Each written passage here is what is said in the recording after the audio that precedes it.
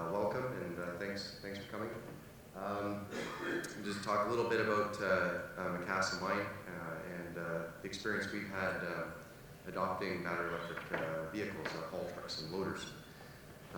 And that's actually a picture of the number 4 shaft that's being constructed right now in Kirkland Lake, in Macassa.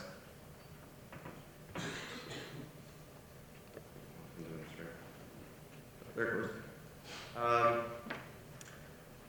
So anyway, so what are the key drivers? Why did we adopt Macassa battery electric vehicles? And on the slide deck there's a number of the items listed. And really the story for us is it was around the emissions of the diesel loaders or trucks, and then moving to battery electric vehicles. Of course, you eliminate those emissions, which improves your air quality for the people working there. It reduces heat tremendously. In the environment, the diesel machines, when they're operating, generate tremendous amounts of heat. They're quite energy-wise quite inefficient. And then of course you get benefits, better ergonomics. The machines aren't vibrating as much, not as loud, and then less dust that's being blown around. This is a kind of a graphic trying to demonstrate the area we're mining at Macassa today. And it's kind of cluttered, but the general gist of it, I don't know if I can point it out very well, but there's the main ore break on the kind of center left side, and then there's an orange and kind of blue zone that's called out, and that's called the new the South Mine Complex. There's 2 zones, and that was found at our operation around 2005, 2006 kind of era. And at that time, all the dark blue that you can see, that was kind of the historical mining areas, and it was all mined over up to about 100 years ago, mined with very conventional underground techniques of the time, which were air tools, electric battery little trains, and it was mostly very little rubber tire equipment. There was some, but very little. Small equipment, not very much. And the motivation, of course, was to mechanize the mining, but the top of that deposit's about 5,000 feet below the surface, so it was quite deep, and all of the shafts and infrastructure that had been in place, or was in place, had been designed for a very low airflow type mining operation, not really very little diesel. So there was a big challenge about how do we ramp up our production, how do we move all these the tons that we want to move, and how do we start doing that now, not waiting for a big ventilation project to come around to allow us to operate. So of course that was really the motivation to move to battery electric vehicles. Today we would about more than 80% of our production is done with battery vehicles. Maybe not exclusively, but they're involved with, whether it's the loader, the truck, maybe both, that move those tons. The first machines were ordered in 2011, and today we have about 25 loaders and 8 trucks operating at Macassa. And right on the right side, that's actually one of our battery haul trucks, the Z40. And then there's a little bit in there about the reliability and performance, and we see similar to our diesel fleet.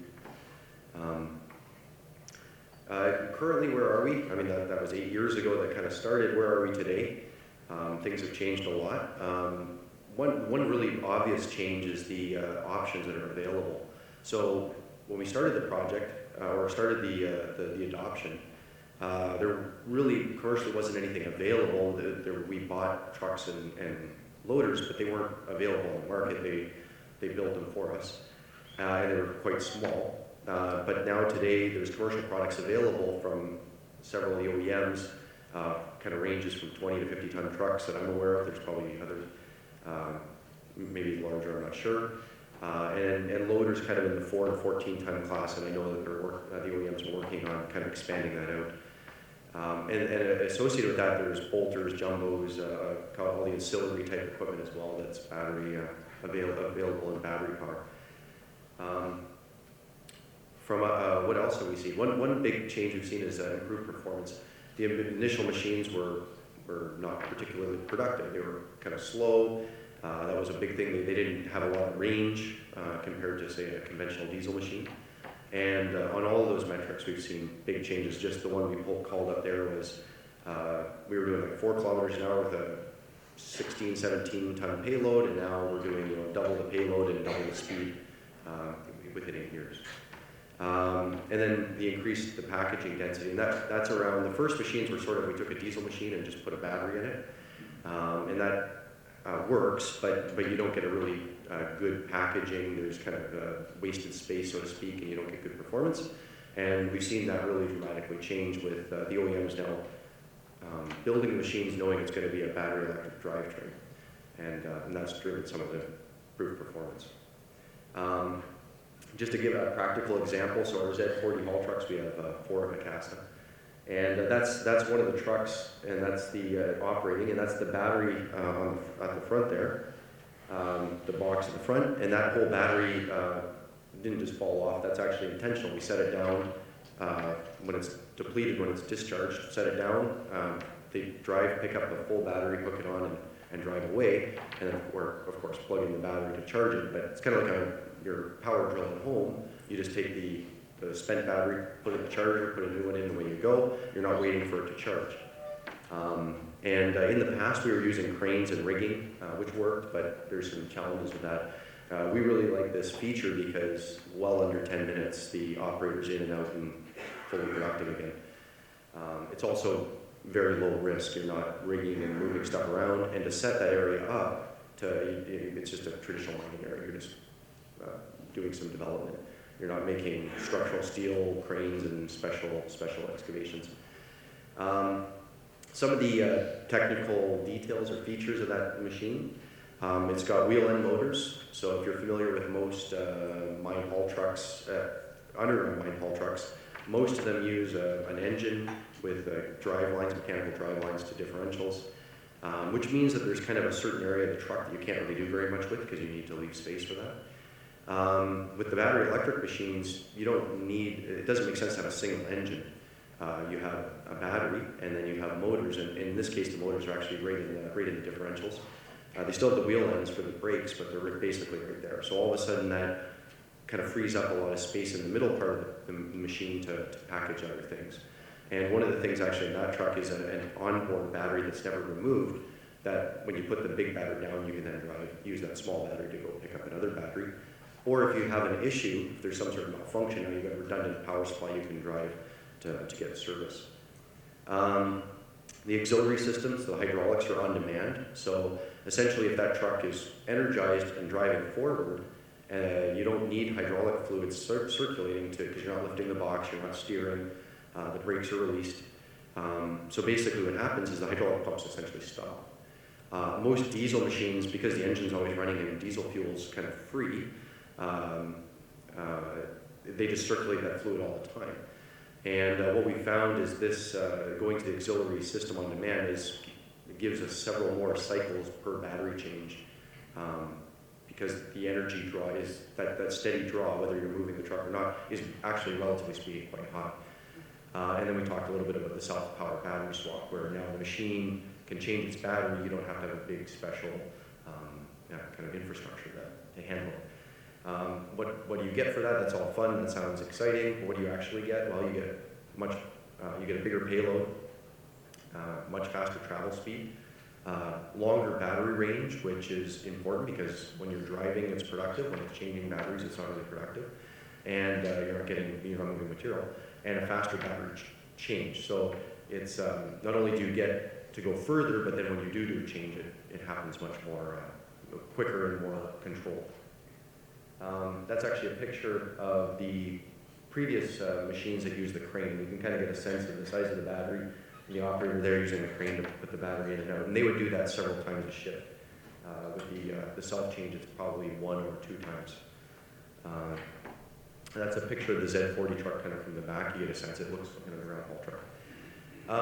So one of the questions that does come up on a regular basis is, what are some of the safety considerations? We understand diesel machines, we understand the impacts and how to manage it. We're thinking about battery machines. What are some of the impacts or impacts to our operation we have to manage? And so I just threw a couple up there that are pretty, like it doesn't take you very long to kind of stumble into these or kind of recognize them as risks. One is the battery thermal runaway. So that's essentially the battery can catch fire. If you've seen videos online, I'm sure everyone's seen a video of some electric vehicle catching fire for some reason. And that's a really important risk to manage. Of course, that's under the potential from that event is very, very serious. And it's really critical that whatever any operators do, whatever they adopt to their site, they understand that risk, that they're clear-minded about it, and they make sure that the systems are in place to ensure that that can't happen.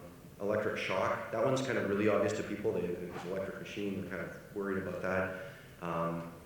It's a serious risk. It's actually probably one of the easiest ones to manage. There's a lot of good technology out there that can really manage that risk. Really shock should not happen. The one that I'm going to talk a little bit about today, just briefly, is electric arc flash. And that's one that's sort of, not everybody, it comes to mind right away. And so we'll talk a little bit about that, but it's also an important risk to manage.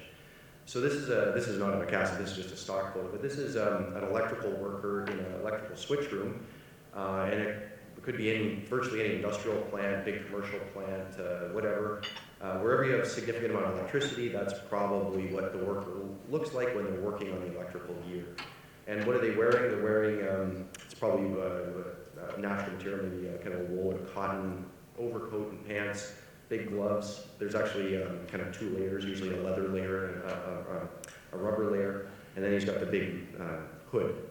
And the question is, why is he doing that? It doesn't look like he's going to be very productive there. His hands are kind of probably not very dexterous. It's probably very, very hot. And the whole reason you wear that is because if there's a fault that occurs electrically, the amount of energy, the heat that's generated during that fault occurring for the second or 2 seconds or whatever, the intensity of that temperature is, in some cases, higher than the surface of the sun. It's concentrated in a small area, but it's very, very high. And the net result of being exposed to an arc flash is often fatal, because what ends up happening is you inhale all this basically overheated gas, and it burns your lungs and you suffocate. And if you don't do that, well, then you're burned very badly. Of course, no one wants that, so that's why this person's wearing this gear. And then, of course, it's not just PPE is kind of the lowest form of control. The first one is just making sure you avoid that hazard in the first place. And anyway, the point of this slide is to try to say, well, if you're purchasing or designing a piece of battery equipment, and your strategy for maintenance is this guy puts this suit on, it's probably missing the mark. It's not the right strategy. Most of the people that are adopting battery electric vehicles already have heat issues, right? Their temperatures are high, and it's awkward, it's not productive. So kind of this is my little plug to say, make sure you consider this risk and put mechanisms in place early enough in the design so that PPE is really your last line of defense, it's not your only defense. And this is just this is kind of the math, or there's ways of evaluating your arc flash risk, and you can sort of see that blue line that drops off. The important thing to see is as the line gets lower, it's safer, and on the vertical axis, and on the horizontal axis, that's plotting distance. So basically, the best way to manage arc flash, if you can't just not have an arc flash, if you have electrical energy, that's always a risk. The best thing to do is make sure you're away from it. So make sure you're designing things in a way that you're, as much as possible, maximizing that distance away from whatever potential hazard there is. Anyway, that's just to say to make sure you understand it. That's actually a battery haul truck being loaded by a battery loader out of Macassa. That looks just like mining equipment. Pardon me. So the next steps. What are kind of the next? Where do we go from here? As kind of an industry or a solution to the industry's challenge. The one number one I would say, improve reliability. It's a new endeavor. It's new equipment. All the people involved are probably new to it in some way, shape, or form, and it's figuring out what works, what doesn't work, and driving that reliability. And of course, don't have to sell it to the operators, but improve reliability is improve production. So that would be number one. They're not really ranked, but that to me is number one. The next one I would say is increased range. And there's a bit of discussion there, but the point that I'm trying to make is that for most battery loaders or trucks, the power capacity of that machine, and like when I say power, I mean its ability to travel at a certain speed or its ability to pick up a certain load, that kind of instantaneous short duration ability to be productive is probably on par with a diesel machine or better. In fact, the loaders often, what ends up happening with the battery machines is you have to put the battery somewhere, and the battery's heavy. It usually ends up on the back half of the machine. And for a loader, that's actually really good for mucking because that actually gives you the ground force you need to get to be able to get good traction. Also, electric motors, by their very nature, they provide you full torque across the whole speed range, which is very productive for a loader. And with active cooling of batteries, we're starting to see now that haul trucks, which were slow initially, 6-7 years ago, are starting to get to the point where they're, in a lot of cases, quite competitive with the biggest diesel engine you could put in a haul truck.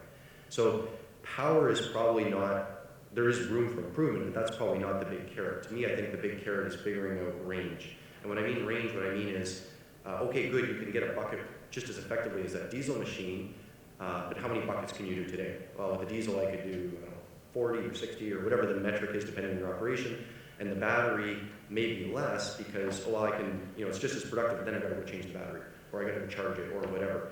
And I think there's a lot of opportunity there. Partly it's in the battery technology itself. Partly for us, it was around the swapping the battery, so managing the battery in a more, kind of a little more direct or useful way. And then the other one is actually the mine itself. So how you set up your operation, knowing that this is the intended machine I'm going to use, you can probably set it up so that the cycle or the way you use that machine is sort of well designed and has less penalties or cost to changing the battery. Just a practical example would be our haul trucks. We put the areas to change the battery naturally right beside where they're traveling all the time to pick up their load. So we say, whatever it is, under 15 minutes. So say it's 6 or 7 minutes to change your battery. That's once you're there. But if you have to travel 30 minutes to go change your battery, well, now it's a round trip is an hour. That's a wildly expensive cost to your operation. So it's not, everyone focuses on the battery chemistry and what's new and coming out around the corner, but really a lot of the value can be unlocked just by thinking how you're going to use the machine. Another area would be reducing operating costs. And this is sort of related to the previous point, which is, down the road, cells will get better, they're going to get more, there's going to be economies of scale, all that sort of thing. That's all coming, absolutely. But even today, there are very, very nonlinear effects in terms of your operating costs. Basically, how long that battery will survive until you have to replace it with a new battery is not sort of like, well, if I use it this way, I get 1 unit. If I use it, doubly bad, I get half the time. If you use it a certain way, it might last, 3,000 hours, 6,000 hours, whatever. If you don't use it very well, it's not like, I'm down to 2,000 hours. It might be a half or a quarter, or it's very nonlinear. So really understanding your duty cycle, how you're going to use that machine, is really critical to ensuring your operating cost is in your control. So just one practical thing to consider is if you're using a haul truck and you say, okay, well, in my shift I can do 15 trips, and I would have to change my battery maybe twice or 3 times, whatever it is. It may be advantageous to add 1 battery change. You'll still get that last trip at the end of the shift, but by reducing the maximum drawdown on the battery for each cycle or each battery swap can give you maybe 30% or more life range on that battery, which of course directly relates to cost. So it's just understanding that, and the OEMs they're getting better models to predict that, but just knowing that that's something to think about is important. And improve support, and that we're starting to see that as the major OEMs are starting to come into the space. They're starting to bring products out. The other thing that we're seeing is we're starting to see that the support technicians that understand the equipment, understand how to maintain it, understand how to troubleshoot it, and that whole, everyone sees the machine, but really it's behind the machine, that whole business or infrastructure to support that machine at the face. That's starting to materialize, and that's really critical. And that doesn't depend on future chemistries or future components. That's just getting organized and using the equipment effectively. This is more longer term. I would say long term, what do we see? Well, to me, number one is just what's happening in the on-road vehicle market. It's sort of the change is, I think, going to catch us all by surprise. We're all kind of aware of it, but I think just how quickly and how big it will become will kind of catch us by surprise. But what that does, I think, is that change won't happen without huge amounts of investment in research and infrastructure to scale up the products. And a lot of that money that's spent on improving, batteries to a few percent more, motors to that percentage more, these electrical components and controllers, X number of times better, whatever, lower cost, higher reliability, all of that research, we get some benefit of that, and that I think will really push the products forward. Increased market competition, we're starting to see the major OEMs all coming to the market with products, and that's fantastic. That's really will drive the next kind of wave of how to do things. And the third one is the OEMs gaining experience themselves in servicing and supporting the machines, which is twofold. One is just operating a machine, that's good, but also all that information goes back into the previous one, which is then the products that come out from the next iteration are informed by kind of the practicalities of and realities of the equipment in the world.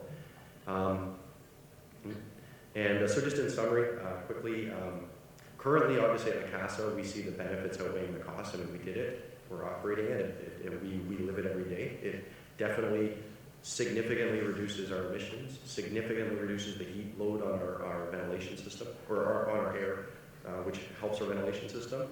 And then of course the next point, which is just that it works today, but we also see down the road, the future, in basically every metric, I think it's going to get better. Whether it's the value, the performance, however you want to look at it, safety, all of those metrics, with all the massive investment that's going into it, it's only going to get better. So for us, we're quite positive on the future. Well, maybe if there's any question, or is there time for questions?